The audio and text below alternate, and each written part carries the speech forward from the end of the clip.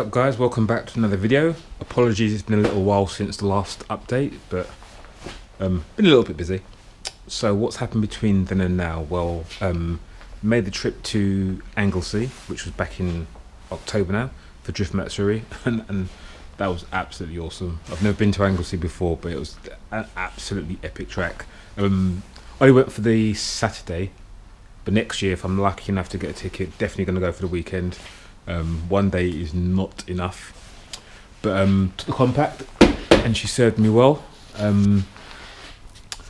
During the day I did notice a little bit of clutch slip and a little bit of knocking from the rear end, which I think was the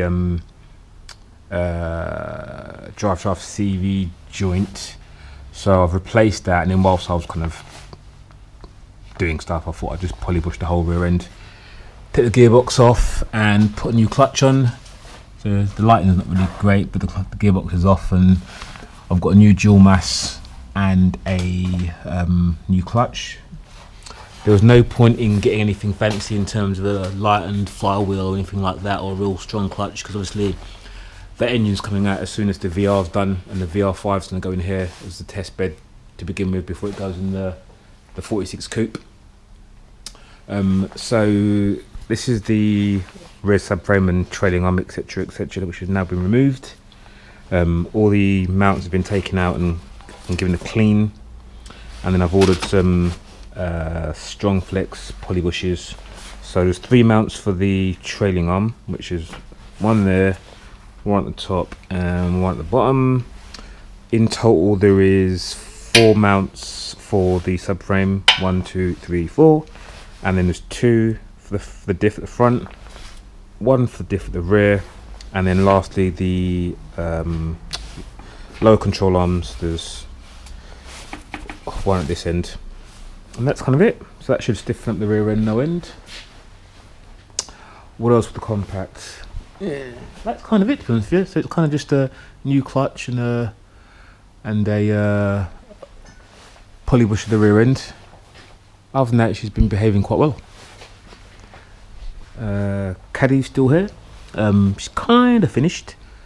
Just need to go and get it MOT'd, which I booked one in January, so we'll see what happens with that. But hopefully, fingers crossed, that will be out next year. And obviously we've got the coupe collecting dust, but again this is all dependent on the VR5 getting built, tried out in the compact, and moving on to the coupe. Got a selection of gearboxes over here. So this Getrag gearbox is out of the compact, and I've got 2 ZF boxes.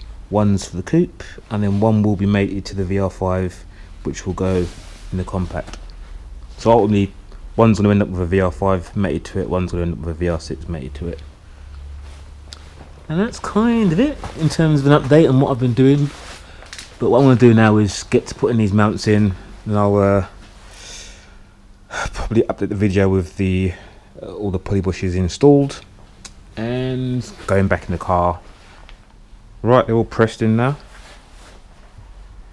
So that's the subframe, all the diff mounting and trailing arm and control arms.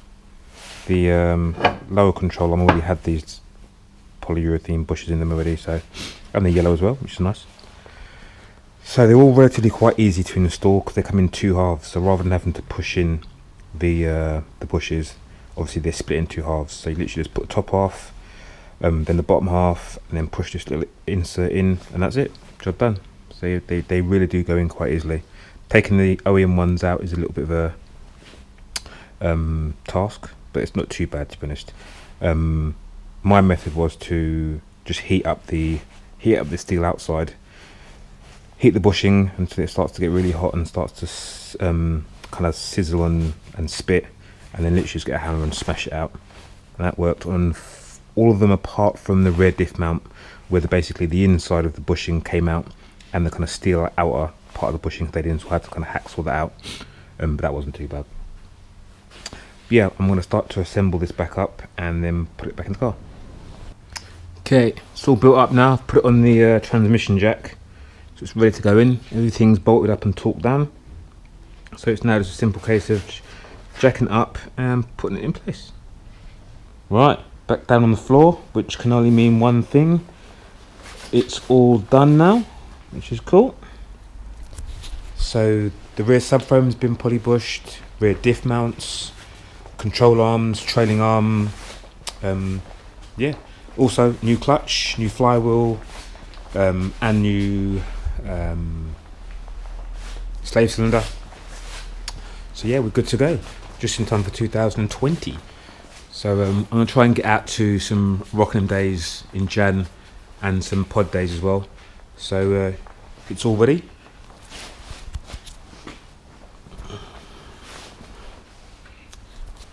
So hopefully next year should be trouble free, no issues. To be honest, last year, well, it's still this year, hasn't been too bad. Haven't had too many breakages or anything really going wrong. So long may it continue. Anyway, that's it for this video. Thanks again for watching, and I'll catch up on the next one. Cheers, bye.